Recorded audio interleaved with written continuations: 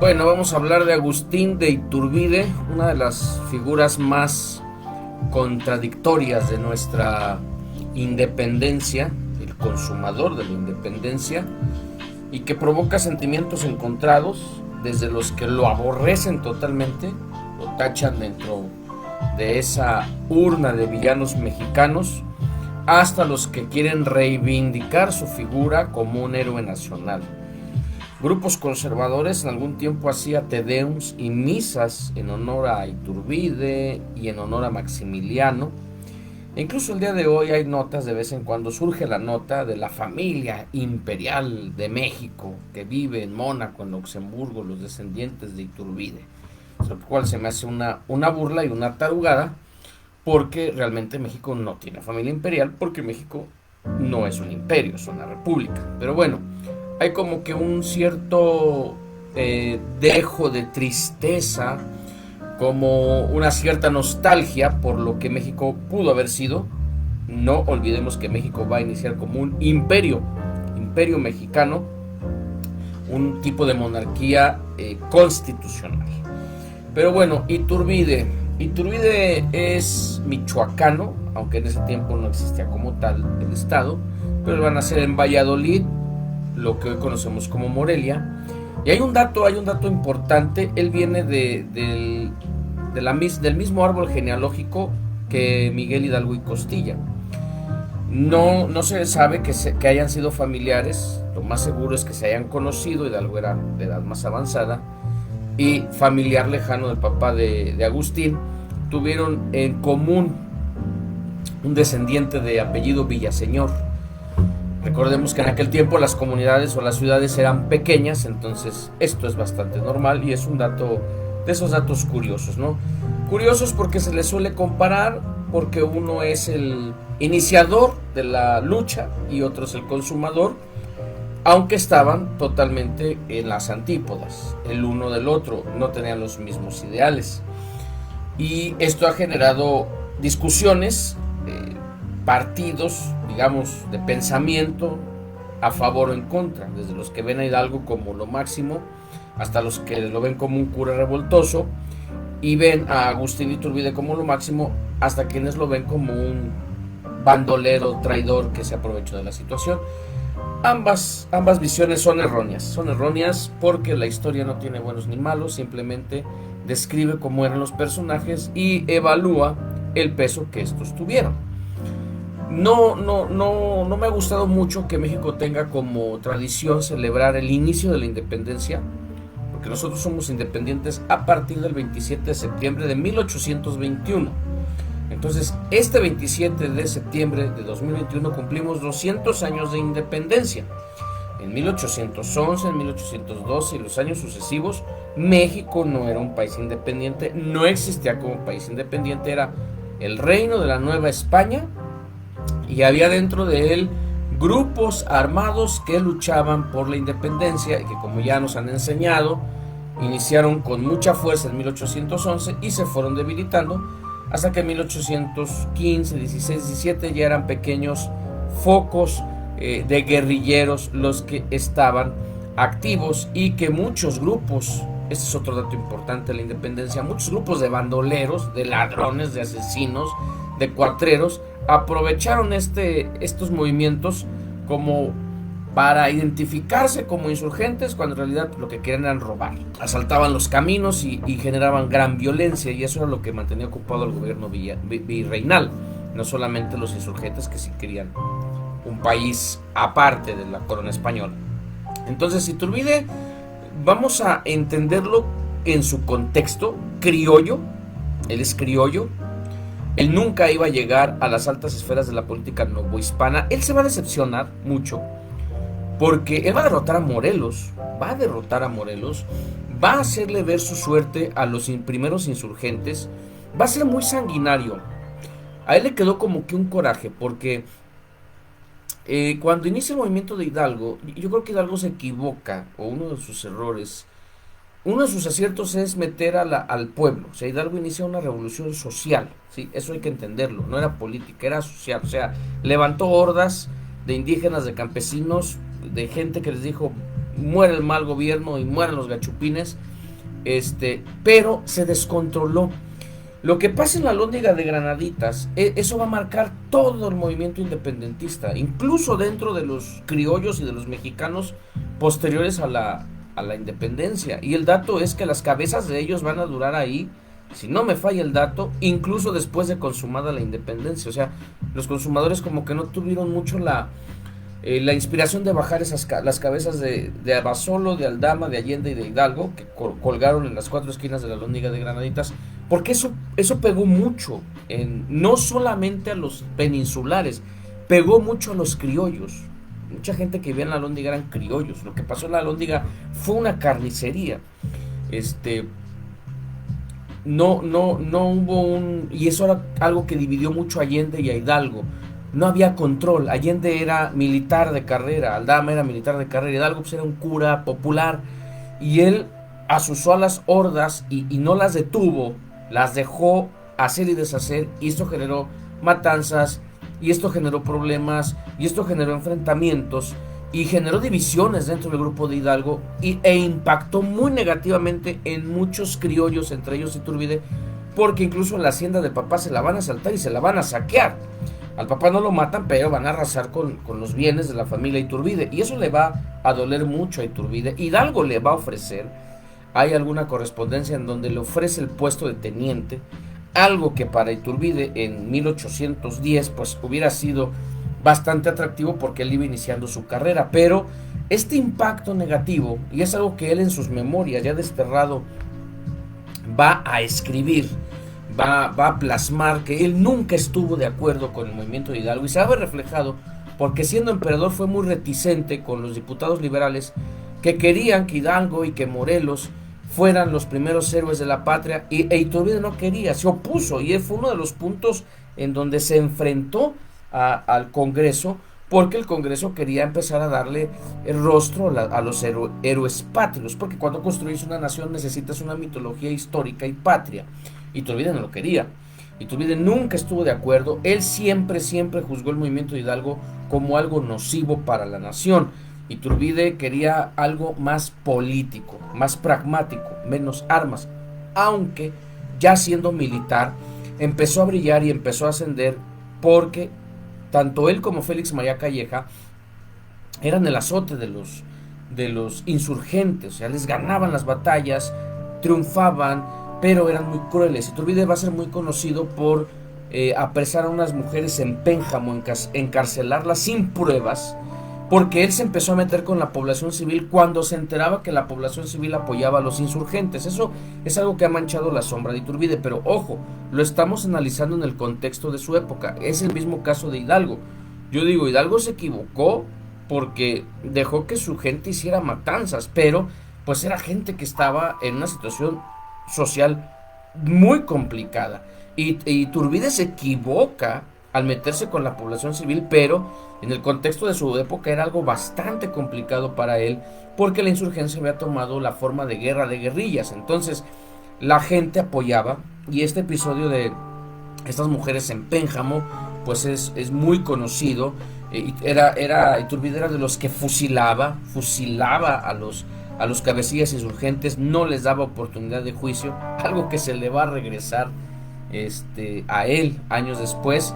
Entonces fue sanguinario, pero sucede que, decía yo, él se decepciona porque Félix María Calleja, al ser peninsular y estar España en la península, hay muchos problemas políticos, porque está enfrentado Fernando VII, que se aferra a la monarquía absolutista contra los liberales españoles, que habían sido recipientes de las ideas de la Revolución Francesa, que llegan a la península vía la invasión napoleónica, y lo que dejan ahí es un enfrentamiento abierto entre los conservadores del rey y los liberales españoles. Entonces no había tiempo como que de mandar un virrey como siempre habían hecho de los peninsulares, de la alta clase, varón de tal lugar o duque de tal lugar. No, nombran a Félix María Calleja para que termine de aplastar la rebelión, nombran un general como virrey, y esto va a pegar y va a impactar en Iturbide, porque él va a entender que su lugar tiene un límite. Él no va a poder nunca ser virrey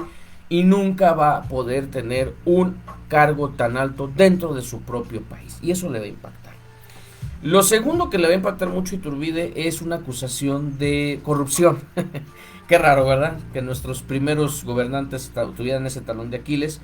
Lo van a acusar, no se le va a aprobar, es sujeto a una investigación, no se le va a aprobar que haya hecho corrupción. Lo acusaban de enriquecimiento ilícito.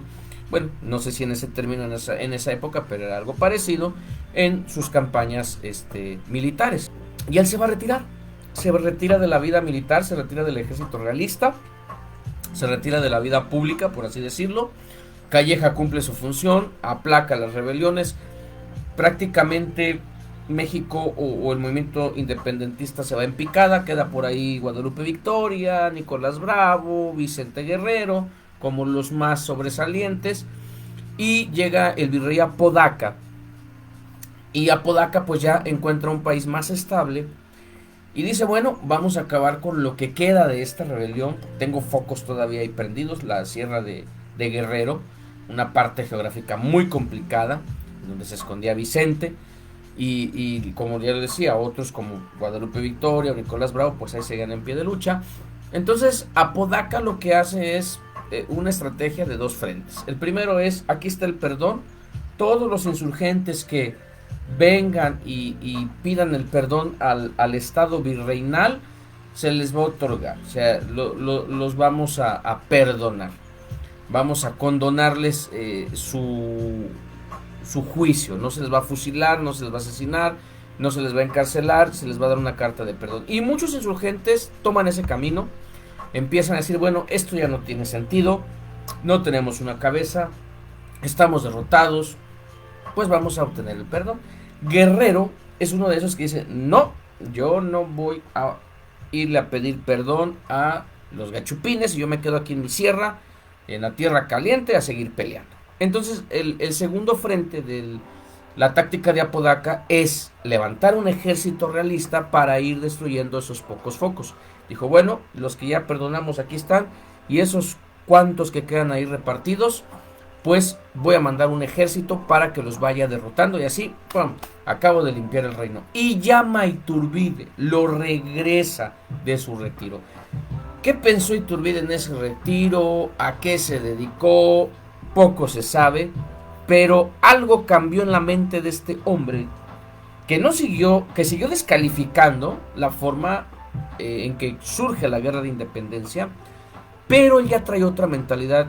Y yo creo que es muy probable que sea por la decepción que sufrió, decir, soy criollo, siempre lo voy a hacer, y mientras nos gobierne directamente la corona de España, los criollos no vamos a tener ninguna posibilidad. Entonces Iturbide toma el mando del ejército. Ya había pasado algún tiempo de las acusaciones de corrupción, es un héroe de guerra, hay que aceptarlo, porque pues sobre sus hombros descansa la fama de haber derrotado al mismísimo Morelos. Y empieza a hacer su recorrido y empieza a ir peleando en pequeñas, más que batallas, eran escaramuzas con los insurgentes. Y esto les da una señal a los insurgentes, bueno, este hombre, ¿por qué no termina y viene y nos aplasta? ¿Por qué nos va como que arrinconando, pero con tácticas muy diferentes a las que había aplicado? Comienzan a entender los líderes insurgentes, los pocos que quedaban, que Iturbide traía algo entre manos. Aquí empieza el andamiaje político, y hay que reconocerlo, muy inteligentemente Iturbide fue dando conexiones, fue mandando cartas a Guerrero y a todos estos líderes, cabecillas, para ofrecerles que juntos, como mexicanos, ya empieza a surgir ese nombre, como mexicanos, como americanos, era la palabra que más usaba en ese tiempo, como americanos, buscaran la creación de un estado que se separara del gobierno español. Iturbide juega un doble partido, por una parte con el virrey y por una parte con los insurgentes. Para 1821, para febrero, en el famoso abrazo de Acatempan, que no está comprobado al 100%,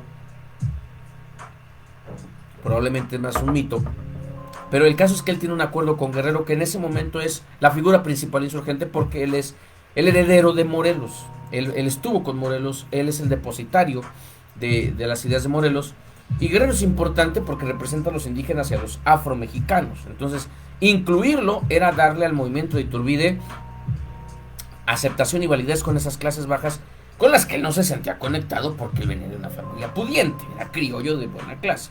Pero necesitaba conexión, por eso hablo de una inteligencia política. Entonces, Iturbide va atendiendo las conexiones, lanza el plan de Iguala, en donde se dice que México se va a llamar América Septentrional o América del Norte, y establece en el plan de Iguala una argucia que muestra la inteligencia de Iturbide. Él dice, vamos a ofrecer la corona a un Borbón. O sea, nosotros queremos independencia, pero no queremos separarnos totalmente de nuestras raíces. Iturbide no quería una transformación, quería una transición. Quería abrir los puestos más altos del gobierno a los criollos. No quería quedar mal con España. No quería un rompimiento como tal. Por eso todas sus maniobras fueron políticas.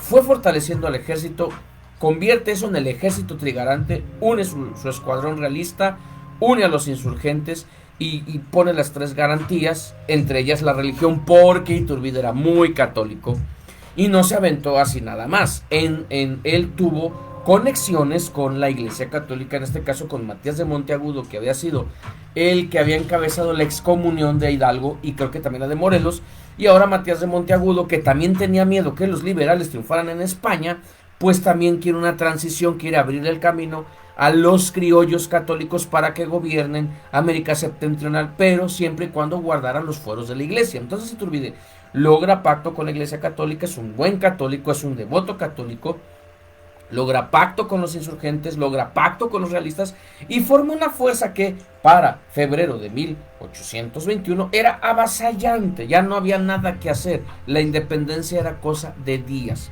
Entonces se desestabiliza la Nueva España, mandan a Juan de O'Donoghue, un liberal al que Fernando VII había mandado a torturar. Un liberal, ya venía muy enfermo don Juan de O'Donoghue, ya no viene como virrey, aunque algunos lo ponen como el último virrey de España. La realidad es que su título es jefe político. Y pues lo mandan a ver qué pasa con Iturbide. Se encuentran en Córdoba en agosto de 1821. Ya prácticamente el país está servido esto. Es más, Iturbide se encargó de mandar emisarios por todos los rincones del país. No se le olvide que este país era enorme, llegaba hasta Santa Fe y la Alta California y lo que es Kansas y Nevada. Y él manda emisarios para que vayan avisando que México ya es independiente, porque el camino del centro de México al septentrión, que hoy es parte de Estados Unidos, pues era de 20 a 25 días. Entonces él va mandando sus emisarios, las diferentes capitanías van aceptando unirse a este proyecto y ponen una argucia, porque lo es una argucia, en la que dicen, vamos a ofrecerle la corona a un Borbón. Obviamente, pues ni Fernando VII iba a mandar a uno de sus hijos, eso ya se sabía. Entonces hacen como que una lista, 3, 4 candidatos que tenían que ser Borbones, y si no aceptaban, ya el quinto candidato, el Congreso podría nombrar al emperador o al rey. Y eso Iturbide, inteligentemente, él no se propone, pero ya ahí está la llave. Si los Borbones no quieren venir a gobernar México, bueno, pues entonces vamos a dejar que el Congreso lo decida. Ya en Córdoba prácticamente ya está todo servido, y para el 27 de septiembre el ejército trigarante entra en la Ciudad de México. Por primera vez los insurgentes pisan la Ciudad de México sin que haya una gota de sangre derramada. Se firma el acta de independencia, cosa que otra de las fallas de Agustín de Iturbide es que no incluye a Guerrero en la firma de esa acta. O sea, Guerrero creo que entra, según las crónicas, al final de la columna del trigarante. Él debió haber entrado al lado de Iturbide, pero lo dejan ahí al último, no firma el acta de independencia. O sea, Guerrero vienen y lo colocan ahí como un florerito. Ahora tú vas a adornar aquí la independencia. Yo me voy a agarrar acá con Juan de O'Donoghue y lo voy a acordar, y firmamos el acta de independencia. Se establece el Congreso mexicano, Congreso constituyente, porque ellos tienen que hacer una constitución. Y pues vamos a ver si los Borbones quieren o no quieren. España dice, yo no reconozco esa independencia. Juan de O'Donoghue es jefe político, pero no es la voz de España, así que México, tú y yo seguimos en estado de guerra. Pero España no puede, no tiene ya la fuerza para enviar una flota para reconquistar su antiguo virreinato, porque ellos ya habían perdido la batalla de Trafalgar, ya estaban muy acabados, ya estaban muy mermados por sus luchas internas, por la fuerza de los franceses, por la fuerza de los ingleses. Entonces sí, seguimos en un estado de guerra, pero la independencia vale porque se firma un acta de independencia. Entonces para el 28 de septiembre de 1821, México ya es independiente. Pero no tenemos gobierno como tal, por eso pone un triunvirato. Y bueno, ¿quién viene, quién va a ser el gobernador? Y a Iturbide, sus partidarios le dicen, tú vas a ser el emperador, te vamos a proponer, te vamos a nombrar. Le adornan un poco él en sus memorias, que yo no quería, pero pues la patria me llama y voy a aceptar. Un poco soberbio. Era un general de clase alta, digo, hay que juzgarlo en el contexto de su época. Y bueno, él dice, yo voy acepto el llamado de la patria, que me coronen. Hacen una gran fiesta, hacen una gran coronación. Llega Iturbide y lo coronan con su esposa, que se llamaba Ana, y hacen una misa y joyas y mucho, y estaba con mucha riqueza, con mucha pompa, pero todo era prestado. Algunos historiadores dicen que había 48 pesos en la caja pública del gobierno mexicano. Iniciamos con 48 pesos en nuestra tesorería de la nación. Creo que todas las joyas y todo eso era prestado. Las había prestado el Monte de Piedad y las regresan. Entonces era más una pantomima, pero bueno, pues tenían que hacerlo porque pues, era el imperio mexicano. Y Iturbide como emperador, ¿en qué se equivoca? ¿Por qué en la historia lo vamos a juzgar tan de villano? Que no lo es, pero sí se equivoca. Creo que el primer error, y muy grande, es no conectar con los primeros independentistas. No se olvide que está Guerrero, está Nicolás Bravo y están muchos que lucharon en la guerra de independencia, que ahora van a ser diputados. Y va a haber dentro del Congreso mexicano el ala liberal y el ala conservadora, el ala que quería el imperio, y hay un ala liberal que dice no queremos el imperio, debemos ser república, y ahí empiezan los problemas. Ese constituyente no va a emitir una sola ley en todo un año, y se la van a pasar del chongo. Una de las discusiones era esa, que porque Hidalgo y Morelos no los quiere reconocer y tienen que ser los de la patria y los fundadores, y ahí están discutiendo. Entonces creo que Iturbide se equivoca de no conectar con los padres de la independencia, porque nos guste o no, Hidalgo y Morelos están en otro nivel. Hidalgo era a pesar de sus errores, era un hombre que veía por la lucha social, o sea, a su modo y en su época era socialista. El simple hecho de, aunque las reformas borbónicas ya lo habían hecho, de abolir la esclavitud, nada más en el papel, aunque no en la acción, Hidalgo lo pone como algo que tenía que ser esencial en la nueva nación. Y Morelos no se diga, Morelos, incluso en mi punto de vista, está en otro nivel, está cercano a Juárez, así. Morelos era enorme, era grandísimo. Yo creo que si Iturbide agarra las ideas de Apatzingán, de nuestro primer Congreso Constituyente de toda América, que quedó en el olvido precisamente porque quienes consuman la independencia, y ese es el problema, quienes consuman la independencia son católicos conservadores criollos, ese es el problema. Los consumadores, estuvo bien consumarla políticamente, yo creo que no había otro camino, por lo extenso del territorio, pero quienes lo hacen y se quedan con el pastel de primer acto, fallan. Entonces, si Iturbide hubiera tenido la sensibilidad de agarrar las ideas de aquel curita que derrotó, y las hubiera implementado al gobierno constituyente y les hubiera dicho, órale, ahí está, esta es la base sobre la que vamos a trabajar, nuestro país hubiera cambiado totalmente. Morelos no tenía nada que pedirle a un Washington o a un Jefferson, era un hombre adelantado a su época. Pero no lo hace, no conecta con ellos, se agarra con el Congreso y, guiado por malos consejos, comete el gran error de toda su vida, disuelve el Congreso. Si era un Congreso Constituyente, llevaba más de un año de no emitir ninguna ley, pues no tiene caso, eres un constituyente pero no estás constituyendo, pero no negocia, disuelve el Congreso, y ese fue el gran error, porque entonces le dio todas las armas a los diputados liberales y a la percepción pública de que él quería ser igual que Fernando VII. Y pues para eso nos independizamos, para no tener un absolutista. Ese es el problema de Iturbide. Ese es el problema de Iturbide. Ahí creo que es donde se equivoca, ahí creo que es donde derrapa. Le faltó rodearse de buenos consejeros, le faltó ser más sensible y conectarse con los orígenes de la guerra de independencia, y pues termina desterrado. Vuelve ya en su desesperación a instituir un congreso, pero ya no hay tiempo de volver a elegir diputados. Recuerden que es un territorio enorme, enorme territorio. Entonces vuelve a llamar a los mismos que destituye y les presenta su carta de renuncia. Y estos le dicen, no, la carta de renuncia ni vale. Y no vale porque tu nombramiento como emperador tampoco vale. O sea, lo humillan. Eso es la realidad. Y lo destierran. Iturbide, ¿dónde se va? Se va a Italia. Italia en este momento no es un país, porque Italia ya fue país 80 años después. Se va a una ciudad, no recuerdo el nombre de la ciudad, pero no puede ser una ciudad en donde gobierne la Casa de Borbón, porque España tiene también en ese tiempo territorios en Italia. No puede ir a Portugal, no puede ir a Francia, no puede ir a España. Tiene que evitar Holanda, territorios ligados a los Borbones o a sus descendientes o a sus políticas. Entonces se va a Italia. No se va con dinero. De hecho, él hace algún tipo de reclamación al Congreso porque les dice, oigan, envíenme mi pensión. Se va y no puede despedirse ni llevarse a su padre. Es algo que él en sus memorias pone mucho que le duele.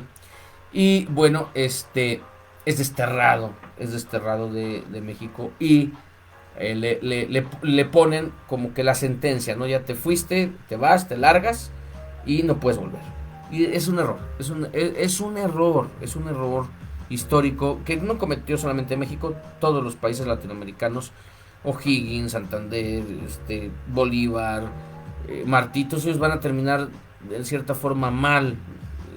O sea, a Estados Unidos lo independizó Washington y fue su primer presidente. Y en América Latina eso no se pudo ver reflejado. O sea, los que consuman no se quedan. La política empieza a mermar y a comerse los unos a otros. Y las revoluciones comienzan. Es algo que ha pasado mucho. Las revoluciones, no me acuerdo quién dijo esa frase, devoran a sus hijos. Eso nace de la idea de la Revolución Francesa, que terminó devorando a sus mismos hijos. Pero en México nos va a pasar lo mismo, tanto en la independencia como en la revolución. Entonces Iturbide por ahí se entera de que la Santa Alianza, que es una unión de reinos que habían derrotado a Napoleón y que pugnaban por defender el catolicismo, esa era una de sus grandes encomiendas, la defensa del catolicismo, encabezados por Austria, planeaban reconquistar México para regresárselo a España, que, le repito, España en este momento pues no tiene los medios, y él se embarca rumbo a México. Dicen algunos historiadores que él no supo que estaba condenado a muerte en el momento que pisara la tierra mexicana. Yo pienso que sí lo sabía. Finalmente no te desconectas de la política de tu país, pero quiso reivindicarse, creo yo, Él manda una carta al Congreso, les dice que él no viene a reclamar nada, que los van a invadir, que viene una expedición punitiva para volver a tomar la nación, y que él se pone al orden de la nación, que para ese momento ya era una república, ya el imperio había quedado atrás, y que él viene a poner pues su espada al servicio de México, ya de los Estados Unidos mexicanos. Resulta que llega a Tamaulipas y lo detienen en Padilla, que creo entonces era la base del Congreso tamaulipeco. Dice el Congreso que pues ellos no leyeron la carta, que pues, creo que la leyeron meses después. Pienso que sí la leyeron, pero ya Iturbide era un apestado político, esa es la realidad. Ya no lo iban a tragar porque ya en las esferas también había muchos insurgentes liberales contra los que él había luchado, que después él había convencido para que se le unieran y que se sintieron traicionados cuando él acepta el llamado a ser emperador. Y es triste porque el otro que consuma la independencia, que es Guerrero, también después se lo van a escabechar los conservadores, Anastasio Bustamante. Pero bueno, Iturbide es fusilado en Padilla, le da tiempo de escribir una carta a su esposa, le dice que van a cometer una injusticia con él. Yo decía, él hacía lo mismo con los generales insurgentes cuando los agarraba, insofacto, sin juicio, y sin nada, ¡pum!, lo fusilan.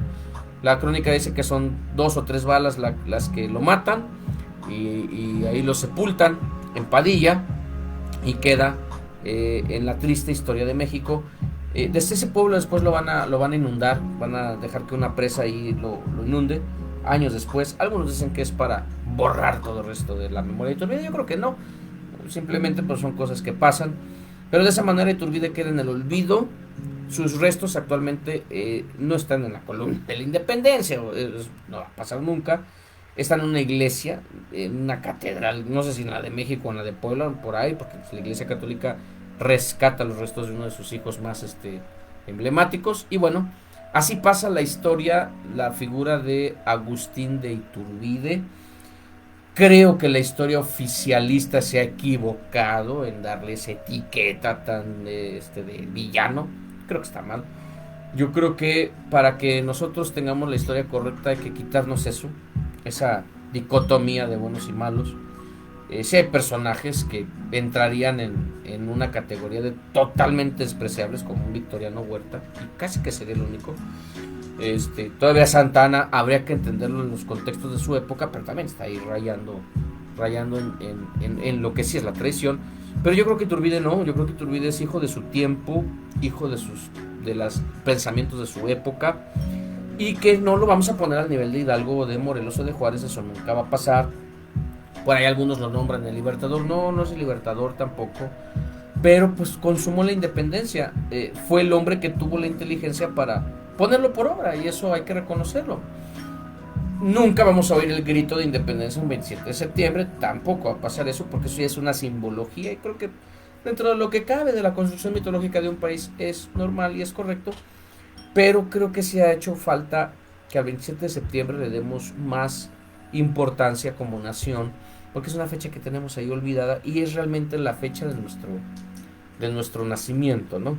Entonces hoy he hablado de esta figura controversial de Agustín de Iturbide, algunos detalles de su vida, de su existencia, y que bueno, pues ahí está para el recuerdo, y esperemos que algún día cambie la percepción y cambie la forma en cómo nos enseñan a este hombre que, hijo de su época, logró la consumación de aquella lucha que inició el cura de Dolores la noche de un 15 de septiembre de 1810, con el cual no conectaba ni comulgaba, pero que finalmente, nos guste o no, siguió el mismo hilo de la historia, porque si no hubieran quedado, con esto concluyo, si no hubieran quedado esos focos insurgentes, descendientes de los ideales de Hidalgo y de Morelos, como fue Guerrero, Bravo, Victoria, pues no llama a Apodaca a Agustín de Iturbide a acabarlos, y a lo mejor este hombre termina sus días en su hacienda, y México quizás hubiera tardado muchos más años en consumar su independencia.